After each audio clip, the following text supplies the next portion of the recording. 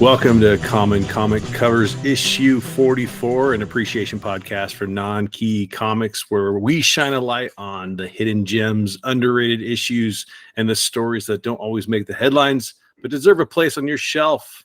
I'm Jeremy. I'm Andrew.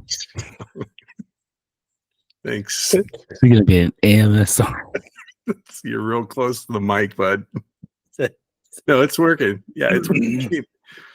It's very SNL NPR. Andy, how are you? You're a single dad this week. Are you hanging in there? Yeah, I'm hanging in there. But today are words hard right now? Are words and complete thoughts challenging for you tonight? Not any more than normal. But I almost did a spit take right there. Yeah. My daughter, the school district we're in has early releases on Wednesday.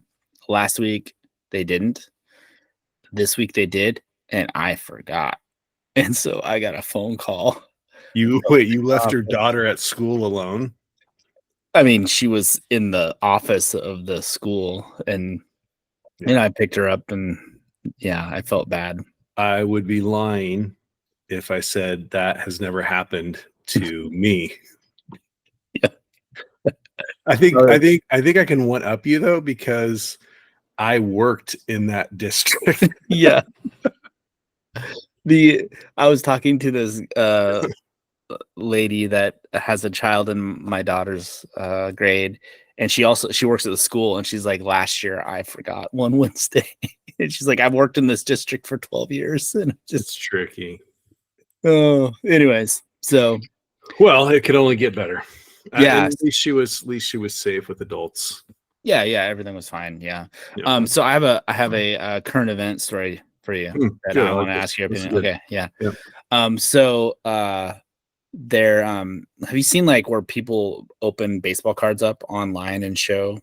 Yes. And like the baseball card market's really big. And so Marvel has teamed up with Whatnot to create comic book packages. Like they have all these like really super rare sketched one in 5,000, one in 1,200 sketches. And so they're going to have all these people ripping these open on Whatnot and for these live sales. And, so that's exciting. I'm really looking forward to all of that. Oh yeah. Did you have something? I don't care. Oh, okay. That's good. Like sincerely, genuinely. Yeah. Like you would have had me if you're like a 1983 pack of Topps baseball cards. I mean, like, okay, yeah, looking for the Manly. Okay, cool. But you lost me at pretty early there. I don't care. Yeah. No, I think it's if yours. No, keep going. Yeah, if comic book collecting goes this way, I'd rather not have to gamble at what comic books I get, It's like, no. Okay, well, thanks for joining us this week, everybody. I don't know if it can. I guess we can only go up today. Andy, I'm excited. We're going to share common comic covers, where we're going to take a closer look at what's been catching our eye,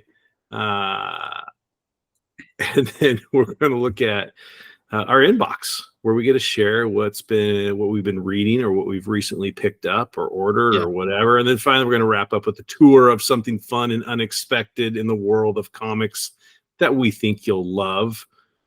Grab your favorite issue, a wax pack of baseball cards, and let's celebrate the comics that might not be key, but they're key to us. Andy, what is your common comic cover? Oh, yeah. Yeah, so we were going to start. Are you? Yeah, I was going to say, and as Ringo Starr says, peace, love, I was going to let's wrap this up. Okay. Most people probably have never heard that. Are you, I mean, do you want me to care about those? No, I don't want to hurt your feelings. I want you to always say you don't care. Okay. If you say you care, then something's wrong. I'm gonna be a little confused. Okay, so my common comic cover today is a difficult title. Say DC Superstars presents Secret Origins of Superheroes, and this is number 17. Oh, that's Or, cool. I'm sorry, this is number 17. Yeah. All right, hold it up for a minute. And this Sorry, is you got to talk because I talked and now the camera's on okay. me. So this is the You number. gotta say boy. something so the camera goes back to you. Okay, that's good. That's good to good. So this is the first appearance of the second Huntress, also the marriage of Earth 2, Batman and Catwoman, and the origin of the Green Arrow and the Huntress. The covers by Joe Stanton and Bob Layton. And you can get mid-grade raws of this for like $40. So it's a little bit of a key comic book, but it's a cool book. Like, are they all standing in a doorway? Is that what's going on there? Yeah, I think they broke into. Is that Oliver Queen? Is that a Chippendale dancer behind him? Oh, maybe it's just like I don't know. He he got a bow tie on and no shirt? I mean, let's not get too critical of superhero costumes. They're all a little bit different. Making an observation that yes, the gentleman, oh, right here, this guy? No. This one right here. Yeah, I guess the shadowing for me of maybe his chin made it look like it was a bow tie, and then it looks like he's not wearing a shirt. But now I see he is potentially clothed, but at first glance it looked like he had like a white mini skirt on and then just a collar and bow tie and some white go-go boots. It does look like he's wearing a white mini skirt. So I am just making observations on, you got the first appearance of a Chippendale dancer in comic books. Yeah. And for those of you guys who don't know what Chippendale dancers are, they were there's this the Chipmunks album. Wondering where you're going there. Hey, I'm going to share my common cover if you're done. I'm just going to keep laughing in silence. I'm sorry if I ruined your common comic cover. I do care about that, though. That was great. Andy, I'm going to take you to 1970. It's still baseball season. I love this cover. Oh, this cool. Action Comics, number 389, Silver Age book. Mine's actually in really, it's in, decent condition. It's a mid-grade. Yeah. It's like a $20 book. I definitely didn't pay $20 for it. Is it Neil Adams? Kurt Swan. Kurt Swan. Okay. Kurt Swan pencils, Murph Anderson colors, Leo Dorfman story inside. I like baseball. I thought it was a beautiful cover. That's cool. I mean, the mound and the plate are a little close, but that's all right. I thought what was funny though, so the umpire, strike 3, you're out. He's got muscles, but he's no Supermantle.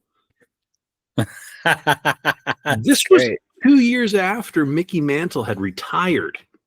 Oh, wow. The Home Run King in 1970, and this came out in June of 1970, so it's mid-baseball season. Okay. Early baseball season when it actually came out, probably, or late. Anyway, Home Run King of 1970 was Johnny Bench with 45 home runs. Right behind him was Frank Howard with 45. You have Hank Aaron on the top 10 list. Wow. A lot of names, but they went with Mickey Mantle. Obviously, Superman, Mickey Mantle, Coca-Cola, Chevrolet, Ford. Just going with the mains there. But really cool book, beautiful cover. What do you think? You like it? I do like it. I like that the little kid striking out Superman. What was that movie with the kid with the Minnesota Twins? He broke his arm. The Rookie, Cubs, right? Cubs, the Rookie. The Twins was when he took over the team. I never watched that though, but yeah. Oh man, they're good. Those are good movies. Okay, Andy, what's in your inbox? Okay, my inbox. I went on a Disney cruise with my family, and I bought books on an auction on collectorcomics.com. And so I want to show those off. They arrived right after I got home. So this is from this is Freedom Fighters #1. I think I have like a big chunk of the run. I just never had #1. And this is in really nice shape. They graded it as a raw 9.0, which it's really nice. There's some divots here and like a Storm Shadow on the cover there. Storm Shadow. No, I don't know who that guy is, but it's a bunch of like. I'm on fire tonight. Yeah, but the like doll man's here. Oh, nice. A Phantom Lady is in here. I think that's Uncle Sam. Uncle Sam. Yeah. Covers by Ernie Chan. Oh, nice. Yeah. The mid grade of this book is cheap. It's like $8. Now, what about this? Were you like, oh, I got to get that one because you have the run? Yeah, because I wanted to actually I've never had the #1, and I was like, I can have the whole like 1 through 15. Okay, who wrote it? Oh, yeah, I don't care. What? I didn't write that down. Right, sorry. Yeah, the name of the show is Covers, man. Right, but I'm gonna. What year is it? Mid 70s? 76. April of 76. Yeah. So DC is falling apart. Yes. The 70s weren't good. The 70s and the 80s, the 70s, I think, is when DC. When was the DC implosion? It was like late 70s, I thought. Yeah, and they canceled like midway through a bunch of titles. I don't know where that one fell in that. Yeah. So my other inbox item. Yeah, sorry. Same auction. This is Plastic Man 18. I bought it thinking it was a Golden Age Plastic Man, and I thought I got a really good steal. It is the reprints. But it came out in December of 63. The cover's by Ross Andrew or Andrew, whatever. It's so cool, even though it's a reprint. Oh, it's got a spirit back. Yeah, it is really cool. Yes. So the first story in the book is 11 pages and it's all Jack Cole writing, penciling, coloring. And the third story is a 7-page story by Will Eisner, Spirit. So that's cool. It's still a cool book. That's worth it. I ended up paying $16 for it. So the two books were like $24, and I think it was like $10 shipping. So $35 for two. One, I'm very happy with this one, and this one I'm like, it's pretty nice. This is a 4.5 raw. They grade, or 4.5 is what they graded it as, and it's in really nice shape. I think they're good at grading. Okay, that's awesome. What about you? What's in your inbox, Jeremy? Yeah, I'm excited about this one. Ooh. Do you like Jack Kirby? I've never met the man. Yeah, okay. Yeah, I do like Jack Kirby. Do you like Dave Stevens?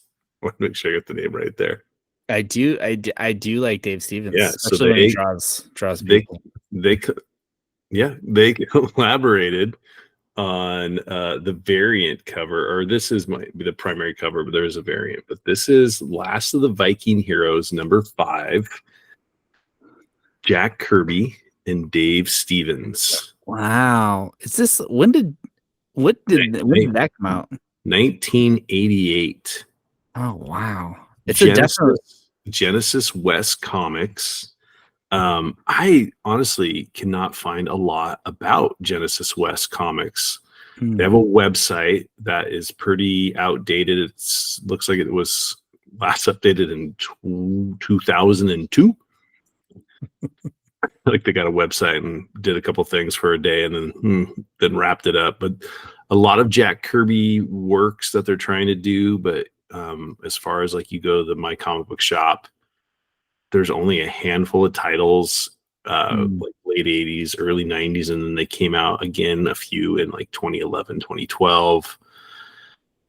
Super interesting. I want to know the backstory of this so much on like, Jack Kirby, I know, was doing stuff with Genesis West because of Phantom Force. So there's like a Phantom Force backstory in this one. And I want to say, was it Image comic books put out Phantom Force 1 and 2, and then Genesis West put out like 3 and 4, 4 and 5, something like that. So Phantom Force was a Jack Kirby title from the early 90s. Anyway, not to bore you all, but to me, when two greats get together, and my guess, and I don't know, but my guess would be Kirby is pencils and Stevens is shading, but maybe he helped out a little bit. I mean, the guy, it's definitely a Kirby looking face.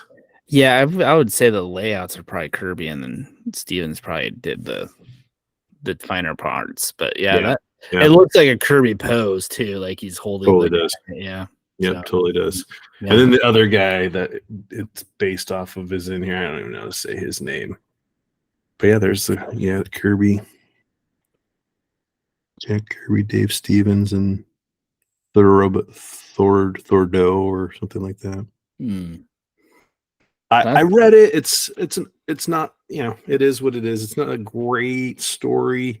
The Thordo gentleman is the one that writes it and does all the art on the inside. Okay. There's a couple of variant covers. You would like the other cover to number 5 a lot. Is it a woman on it? It would get us, 25 more subscribers probably. I should have got that one. Yeah. I didn't get that one because I wanted this one. Okay. But I know like on one of them, George Perez helps out. So, late 80s, I think they're kind of bouncing around from DC and Marvel, I guess. Obviously, Jack Kirby's done with both Marvel and DC at that point. Yeah.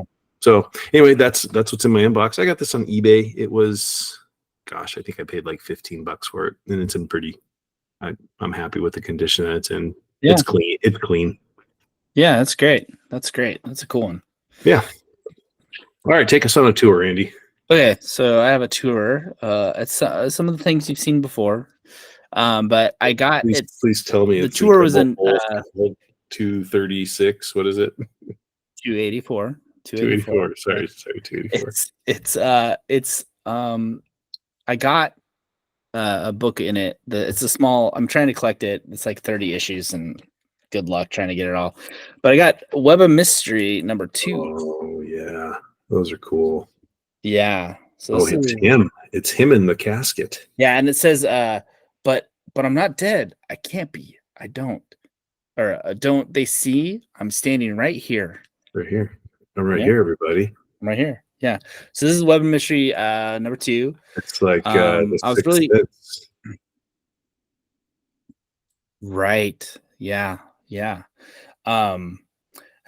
Yeah. So the cover is unknown. They don't know who did it. I did not mean to throw you that off right there. Yeah, it's okay.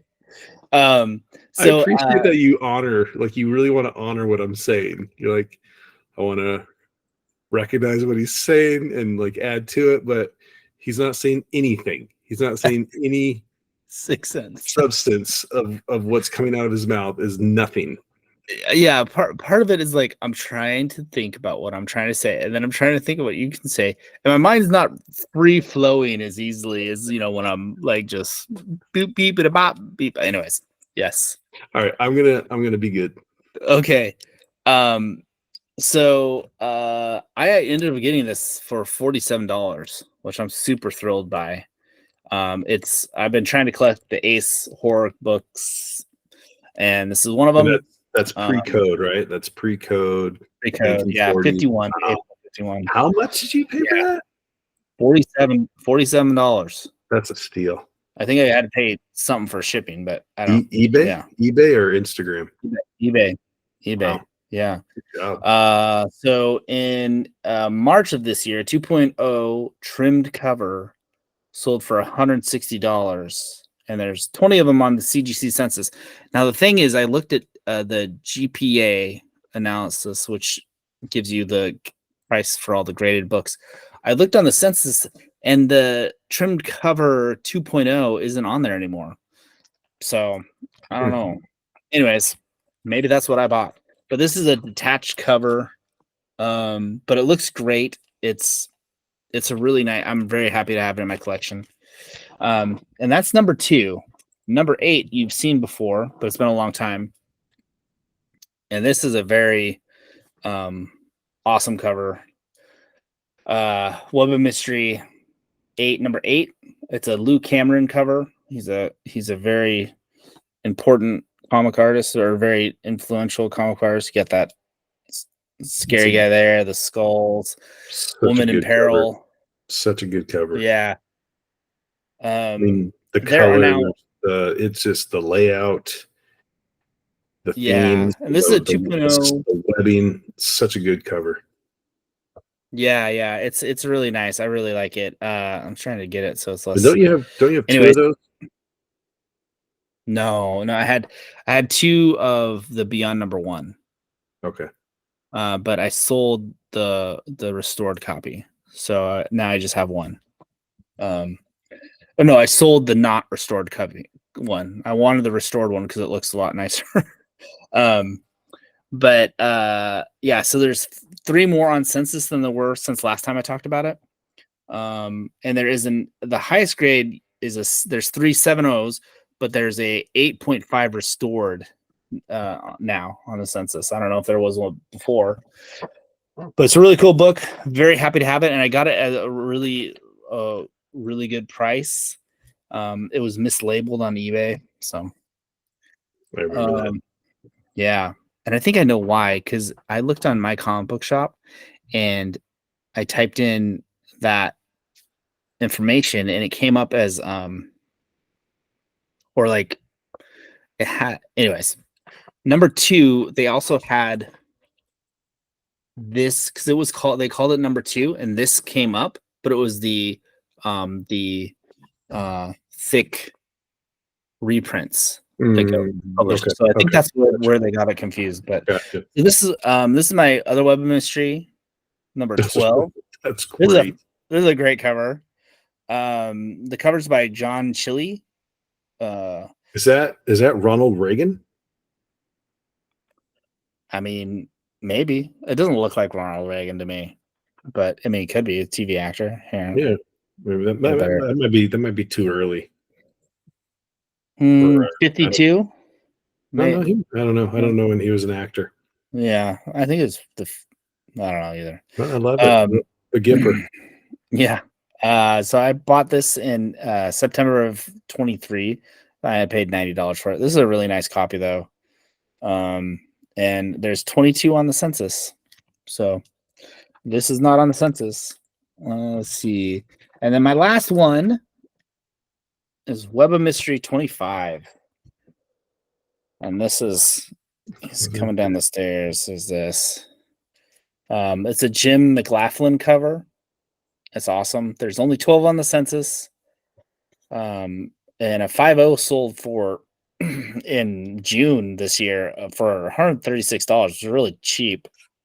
I ended up paying $55 for this in July of 23. So Andy, someone that's maybe watching our show that doesn't know everything about comic books necessarily, these classify as pre-code horror. Correct. Right? Yes. And then when you're showing your Crime and Punishment and those ones, those are pre-code mystery, pre-code crime. Sorry. Crime. Yeah. The crime comics. Okay. Yeah. Pre-code crime. Yeah. Okay. They're yeah. So it's just whether the comic code came in or not, but the genre is a crime. There's pre-code romance. Mostly the pre-code horror, pre-code crime are the reasons why they got a code, though, because they're so salacious or violent. But good. I like it. Yeah. You tell us, you take us on a tour now. Yeah, good. Set that up again a little bit better, please. Now you take us on a tour. Wow. So natural. Please take us on a tour. Hey, you're going to get a healthy dose. I fixate, and I'm fixated on someone right now. Alan Moore. Sorry, and you, but Alan Moore. I'm on a little bit of an Alan Moore kick, and so probably the next couple of weeks you're going to get a little bit more Alan Moore than I don't know. You should want plenty of Alan Moore. One of the greatest comic book writers ever. So I have his entire run of Saga of Swamp Thing, and I just wanted to show a few of the keys or ones that I like. And that's kind of it. They're so beautiful or really cool. So the first one obviously is number 20. So Saga of the Swamp Thing, number 20, that is the first Alan Moore written story. That would be a key comic. And these aren't all the keys, but they're the ones I liked. I like this one. This is Saga of Swamp Thing, number 23 or 33. Oh, that's a cool one. And it is a homage to House of Secrets number 92, which is the very first appearance of Swamp Thing. Yeah. I don't have that. I would love that book. But it's very expensive.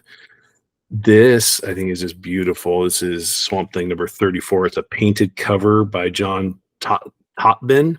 John Topben and Alan Moore worked on another project that I think I'll share next week. But just a beautiful cover there. Yeah, I like that. Nothing special about this one other than I think it's a really cool cover. That is really cool too. Yeah. The smoke and the newspaper print. Yeah. And the eyes going through. And I want to say, I think this is a Bissett cover. Bissett and Tottleben, sorry, not Topman, Tottleben. Yeah. Do a lot of the art. And so they might be doing this one together. This one is a very key book, number 37, First John Constantine. There's an appearance of or cameo of him earlier, but this is his first full appearance. Yeah. This is actually one of my more expensive books. Yeah. It's a newsstand. It's mid-grade. It's a little dirty. This one I think is cool. We talked about my good friend Steve Gerber.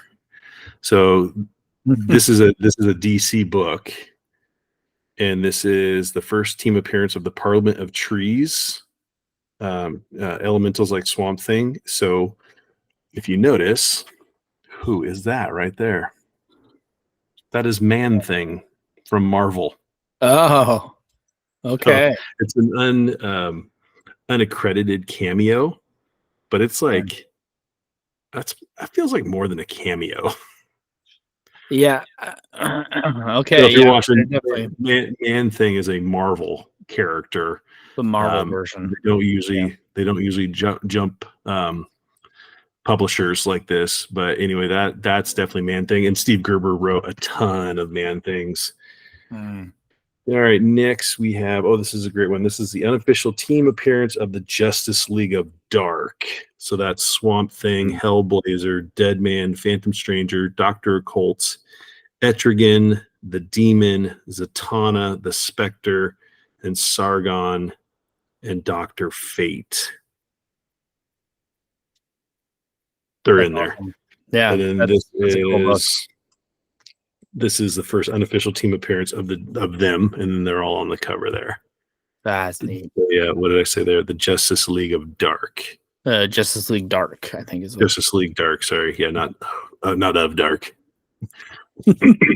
This one is just a cool. It's Arkham Asylum. It's just cool art. Oh, neat. So he's like the vines of Arkham Asylum. Yeah, they recently released a hard, like them all collected in one. Yeah. I'm tempted. This is a Stephen Bissett cover. That's neat. So good. This one I just love. It's very it's not key, but I think this is a Tottleben cover. But it's just a great kickback to those old. I feel like this kind of EC looking style. Would you say? Yeah, it definitely has like very pulp, like sci-fi pulp kind of cover. Yeah. That's cool. This is a cool cover. It's like a painted cover, huh? Yeah. And then another one that's not key, but I just thought it was cool. He's got the Green Lantern ring on, and then there's a lot going on in this picture. Like his eyes are mouths. And he's got the Green Lantern ring on, and like he's covering his hands up here and his hands up here. So it's just a trippy cover. But then I love that like he's got the ring on. Obviously, it's not going well. Yeah, he's not the man without fear. No, there's more in that, but I just wanted to show those were a few of my the keys in that run, and then just some others. I thought those are just such cool covers, and it's if you like reading comic books, and Andy, I don't know if you've read the run. I've read the run. I haven't read the whole run. It's so good. Yeah, it just is so good. I should just get the collection because I've read the first volume of it, and then you gave me a lot of books, Swamp Thing books, and I liked them. But then I did. Oh, did I have extras? You had extras, and you just gave them to me. Yeah, I ended up. I think I sold them all though because I thought I was dying, and I didn't want my wife to have to deal with my collection. I was having anxiety. I didn't know. Wow, this just took a weird turn. It just got dark. I was like selling my Ninja Turtle comic books. It was during the pandemic, so it was a good time to do it. But no, I was buying all your Ninja Turtle comic books probably then during the pandemic. Yeah. It was a weird time. It was. Well, that's awesome. Yeah. So I know you can buy them as collections, but I don't know. I think they're fun having these individual issues. I think they're expensive. Well, yeah, now they are, especially 37. But you can buy like a reprint of 37 if you just want to have it in a run. But I've had this run, and thankfully it was not one of the ones that I cut, because I had this run before I sold half my comic book collection, but I did not sell off the Swamp Thing run. Good for you.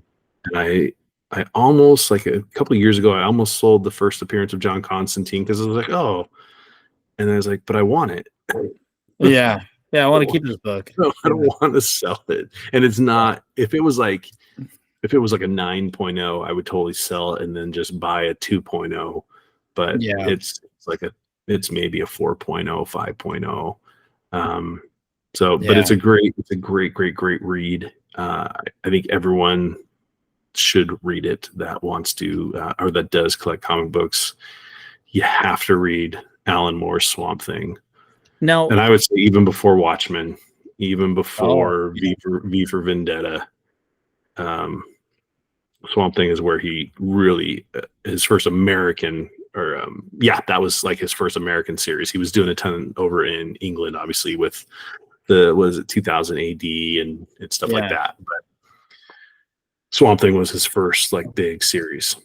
Now, is the I know it's like mature readers is like kind of a thing. Is it scary, or is it pretty? It's pretty. I think it's just more the theme. It's more of just it's not cheesy. It's not. Yeah.